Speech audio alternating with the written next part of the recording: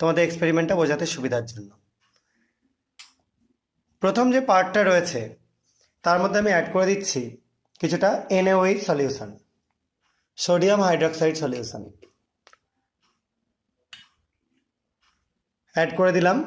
দেখো সলিউশনটা কিছুটা ট্রান্সপারেন্ট হয়ে গেল, নিশ্চয়ই কালারটা দেখে বুঝতেই পারছো ট্রান্সপারেন্ট হয়ে গেছে। এবার এর মধ্যে আমি অ্যাড করে দেবো কিছুটা কপার সালফেট সলিউশন।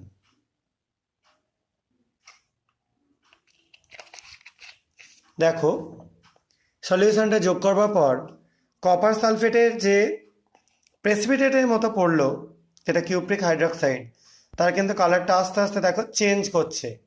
সবাই নিশ্চয়ই ভালো করেই বুঝতে পারছো কালারটা কিন্তু আগের যে ফর্মে ছিল সেই ফর্মে নেই, আস্তে আস্তে চেঞ্জ করছে। এবার আমরা একটু হিট করে নেব।